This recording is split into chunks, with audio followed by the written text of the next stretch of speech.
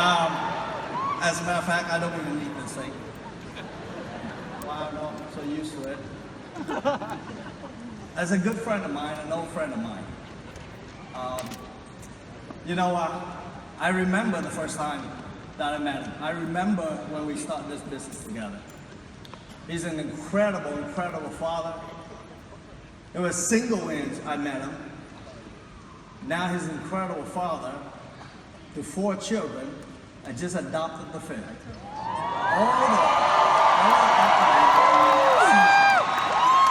Him and his wife has just been an example to this company. But most of all, I think one of the things that I cherish about our friendship is that I watch him grew from broke. It was pretty much kind of wrong side of town. He'll tell you his story. But I watch him grow over the years. And he stayed humble. He stayed very, very onto, he stayed very grounded and very approachable. And today, he leads one of the biggest organizations in this company. But the thing is, he still acts like when he first joined the business. That's probably one of the most incredible things about him. But the other part about this gentleman is that he loves helping people. He starts charities. Every time that he can do something for somebody, he would do it without asking. And I think this company is very lucky to have somebody like that. And so today, I'd like you to pay your utmost attention to our closing speaker for today. Please help me welcome to the stage the incredible, the executive chairman, the great Jeff Levitan!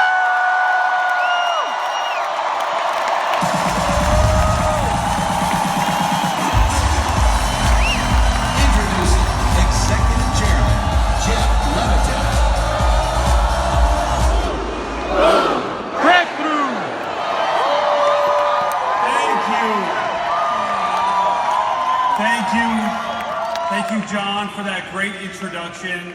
Hey, when I finish today, everybody, please do me a favor. Stick around for a few announcements at the end before you break for lunch, all right?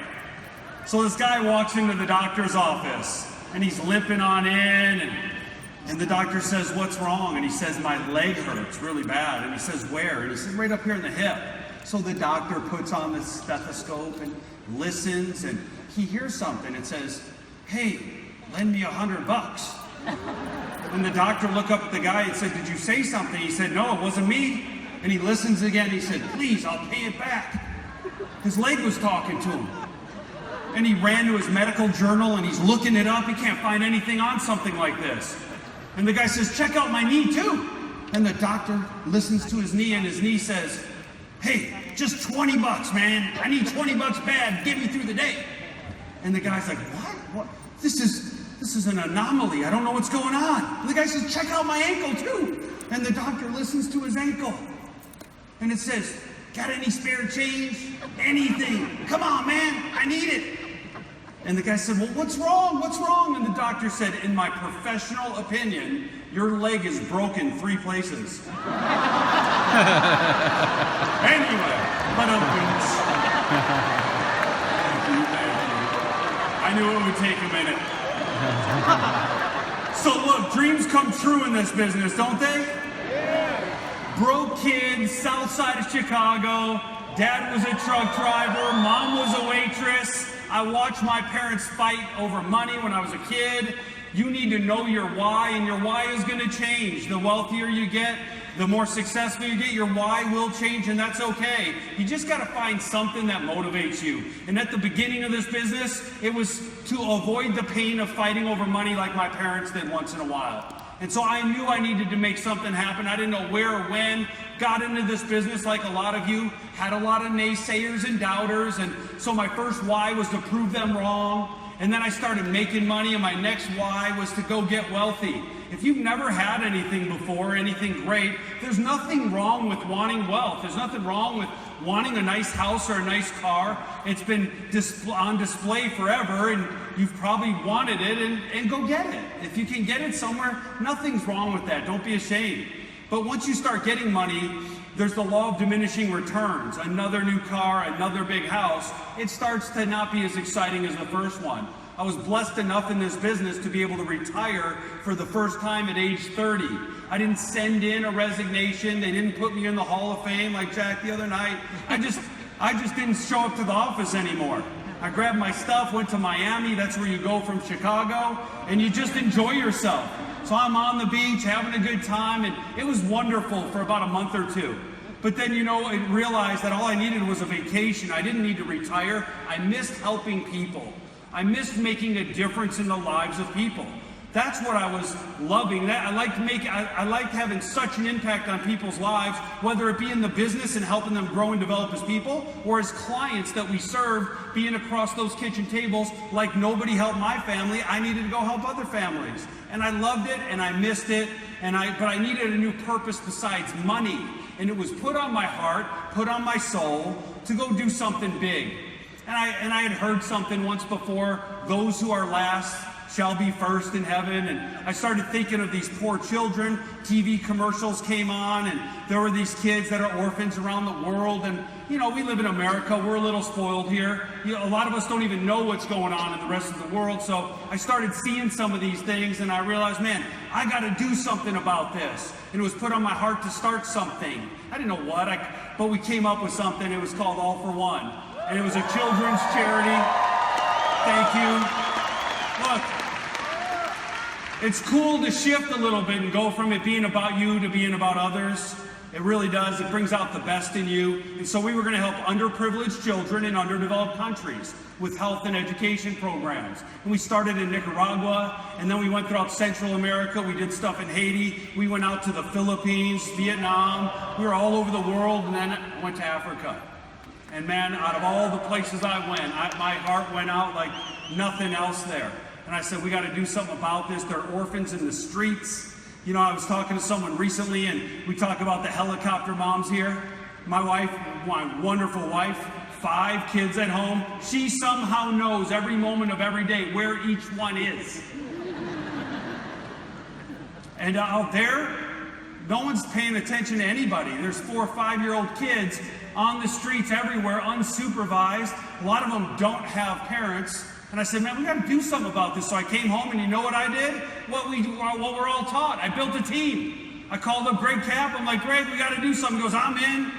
I called up John Shin. I'm in. The Villalobos we're in. Even Milet supported me, and Real jumped in. Fam jumped in, and then the rest of the great leaders. You just heard from the Blohoveks. All of our people are serving and helping. A lot of the money from the success and everyone walking across the stage isn't just going into fancy cars and nice jewelry. A lot of it is going back to save the world and make this place better than it is. So I'm proud to be part of it. So look, we decided we got to do something out there. And right away, I think I missed one slide, if we can go back. We're building an orphanage, the second one, well, maybe not. So we're building an orphanage in Sierra Leone right now for 100 children. And when I was out there, I'm like, I'm bringing one of these kids. I want to bring them all home. But we need a bigger house. We got a big one, but we need a bigger one if I'm bringing them all home. So I just started with one. And man, what a blessing in our life. Everyone says, oh, that kid's so lucky. He hit the lottery. The Levitans adopted this little boy from nowhere. We hit the lottery. This kid is so awesome. He's such a blessing in our life. That was the day he got here. We didn't even know we were bringing him home. We had a family vacation planned for the next day. I thought it was going to be a few more months. It had already been a year and a half, but they said, you're bringing him home. I cried at the embassy in Sierra Leone because I did not think it was happening. And it just became that real. We brought him home. We went on a cross-country vacation. There was no time to settle. I mean, this was like WFG mode. Come on, chop, chop, chop. He doesn't even speak the language. He comes home to a birthday party with 20 girls in the pool. Yay! He jumps in the pool. He doesn't even know how to swim. We got him on. He doesn't know anything. He's excited about everything, man. This kid, we were in New Orleans there, having a great, we were going around the French Quarter. It was awesome. We got out to California. We had a big event. He's on stage at the big event. I mean, things are great. Then he starts to get this fever. So Cam brings him to urgent care, and they're like, oh, we don't know. Take him home, give him some ibuprofen. All right, okay, is that sure? The fever didn't go away, so we brought him back in, and it was way worse. And he was dehydrated. We got sent to Providence Hospital in Sherman Oaks while we were on vacation. They put him in the ER, and then we got rushed by ambulance down to Children's Hospital. He had severe malaria. 9 days in America, and man, this poor child, he was in the hospital, needles, all kinds of stuff. The doctors didn't know that it was malaria. They just know it was an infectious disease from Africa. So man, teams of doctors came in and they're talking. By the way, he's an orphan, an Ebola orphan. Remember the Ebola thing? Yeah, one of the most vicious diseases ever, wiped out lots of people. He's an orphan. Both parents died of Ebola when he was 1. So they didn't know it could be Ebola, it could be yellow fever, it could be anything. And we were in there, I was in the ICU for a week with him. Cam was taking care of the rest of the kids, swapping out so I can go do meetings at offices. 100% recovered. After a week, he's out and he's happy again. Hey, I'm back out. 2 days after we got out, 2 days later, we go to Jamie and Sean Villalobos' for Father's Day. We're having a pool party, yay! We're all eating and having a blast, and the kids are playing the pool. He's got his swimmies on. He's not scared, no problem. Well, someone accidentally dropped him in the pool while everyone was eating. And I'm eating something, and I look up, and he's at the bottom of the pool. I don't know, I can't even tell you the feeling, but I did a Baywatch. I was like, I got him up out of the water. I didn't know what to do. I just held him up like this, and I'm carrying him to the side of the pool. He's throwing up water. I got him on his side, and Sean came, and we were literally resuscitating this kid, and he looks up at me with these big, beautiful eyes, and he couldn't speak, but if he could, he would have said this. Take me back to Africa. I'm telling you, he was thinking it. Bring me back to where it's safe. I'll take my chances with the Lions. I don't care. Oh, my God. So that was my first couple weeks with our new son. Look, everybody, let's talk about WFG for a minute, man. Some businesses are built to last and some are built to sell. And I will tell you this, because I believe it and I feel it. This is for the long haul. 22 years I've been doing this now. I started, I didn't know if it was going to last, but I'm so glad that I built a business in a way that it's going to last and serve me forever. Jack was the beginning of the Hall of Fame. Many of you will end up in there eventually. You just got to stay the course and stick with it. And it's going to not only provide wealth for you, but it's going to create a legacy for future generations. I know for a fact that some of my clients, when they pass or when they pass money to their kids, my kids are going to come into the business and my clients' kids are going to become my kids' clients. Do you understand? And then it's going to go generationally. Same thing with the business. Some of my teammates' kids are going to become my kids' teammates. And so that will go generationally. I read a book on excellence one time, and they talked about excellence in relationships and it being about people having a mindset of long-term relationships. People need long-term relationships.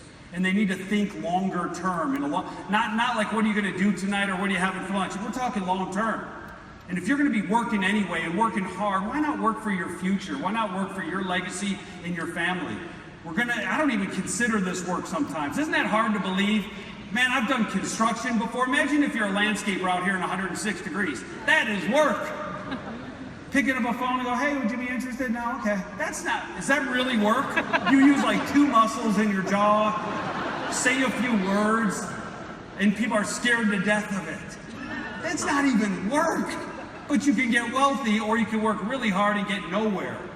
I love this business. It just doesn't feel like work after a while. At the beginning, you got to get over some butterflies and some fears, but eventually, it's awesome. Look, you don't want to peak in too early either. You guys know, you do a little research, you look at some things. I'm from Chicago. One of the best linebackers of all time was Dick Butkus. But guess what? 50 years ago, his top income was $50 grand. So you imagine being the best linebacker in football and you make $50,000. One of my real heroes and best running backs of all time, Walter Payton, made $475. I've got a couple dozen people on my team that make more than that.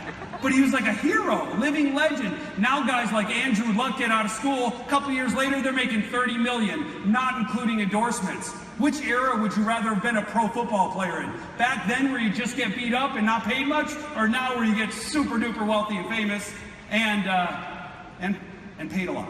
Babe Ruth, the Babe, top year, 80,000. People still talk about the Babe. 100 years later, A-Rod, before he retired, was making $30 million without endorsements. Once again, what era would you like to do something special in? Wilt Chamberlain, the first superstar basketball player, signed a 5-year contract for $250 grand. Steph Curry signed a 4-year contract for $200 million, not including endorsements. I guess he's a good golfer and a chef and a good everything. Who knows what his future holds? The time is now, everybody. Man, Rocky Marciano, man, one of the best all-time heavyweight champions. He averaged about $150,000 a year in his 10 years of being a pro boxer. The fight next weekend, Mayweather's gonna make $300 million for one fight. It hurt just as bad to get punched in the face 50 years ago as it does now. You just get paid way more now for taking a shot. I'll get in the ring for $300 million. Can't mess this up anymore. It is what it is. You ever run into somebody and they're like, oh, I was in AOA, I was in that thing 20 years ago, 40 years. You're like, you must be rich today. If you were in that in all these years of compounding, how wealthy are you? Well, you know, my dog got sick. I was someone told me no, and so I'm working down the street here, bagging groceries at the Piggly Wiggly.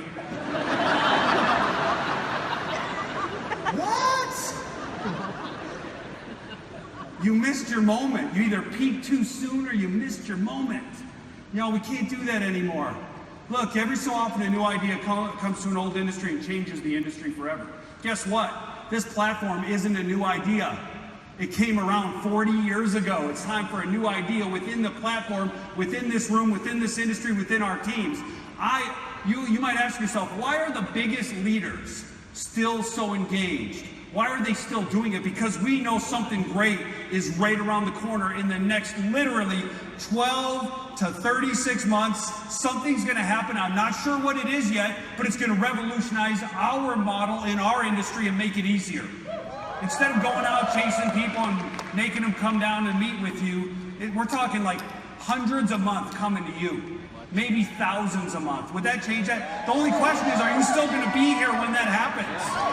Are you still going to be here when that happens? Are you going to be bagging groceries at the Piggly Wiggly?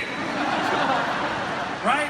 I hope you're still here when that time comes, everybody. Look, I don't have a lot of time, but I want to tell you this. You know, there was a story about the little cow. Everyone's referencing it. I don't have time to tell the whole story. But ancient times, 2 travelers were coming through a valley, a master of wisdom and his apprentice. They came across a little disheveled shack. The master of wisdom says, go ask him for some food. And he says, Master, we have plenty. And he said, do as I say. And he knocked on the door. This little old man came to the door in tattered clothes. The wife was in the back. All 6 kids were around on dirt floors. And he said, how can I help you? And he said, look, we're traveling through. Do you have any food or drink? And he said, we don't have much, you can see, but what we have, we'll share. We do have one blessing, though. It's a little cow in the back. And she gives us enough milk to eat or to drink, and we make some cheese and eat it, and we sell a little in the market. It's a blessing. It's not a lot, but it's getting us by. Gave him a crust of bread and a little bit of cheese. He went back and told his master what he had found. And the master of wisdom said, this is disturbing. I want you to go bring that little cow back. And he knew his master to be merciful, so he did what he said and brought the little cow and said, what do you want me to do with this cow? And he said, see yonder cliff? Bring her to the top of the highest one and push her off. But master, he said, do as I say. And they left the valley. 10 years went by. The apprentice grew in wisdom, but still felt the pain of guilt for what had happened. And went back, had to see what happened. And he knows the family was devastated, so he went back to that valley 10 years later. And he got to where the old house was, and it was gone. And his heart dropped. And he's like, I knew I devastated this family. I should have never did it.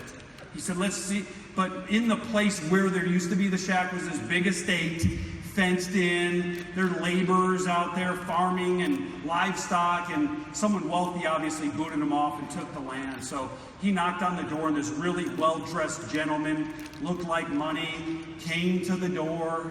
And he said, sir, I was through here 10 years ago. I need to ask one question. What happened to the poor family that used to live here before you moved in? And the guy was perplexed. He said, I don't know what you're talking about.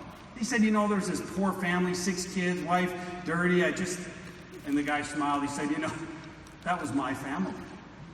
Back in those days, you don't switch social economic classes, right? He said, but how? And he said, you'll never believe it. Our family was just getting by on a meager existence. We had this little cow that we thought was a blessing. It was providing us just enough. And so we didn't reach for more. We didn't try for more. We were just grateful for what little bit we had. And one day, our little cow wandered off and fell off a cliff.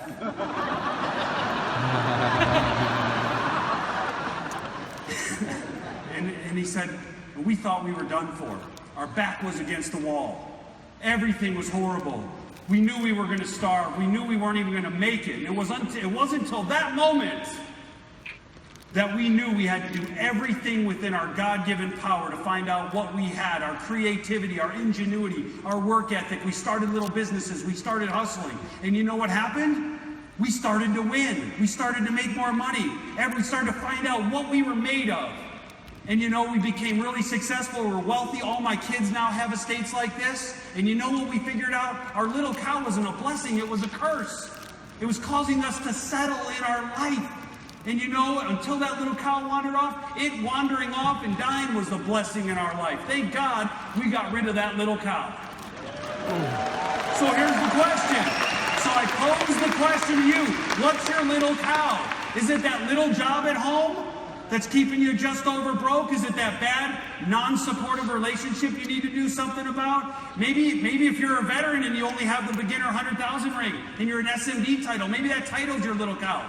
You think you're all that and that's your little cow. You need to kill it and go to the next level. I don't know what it is. You got a little cow and you need to go home and you need to find it. You need to kill the proverbial little cow in your life.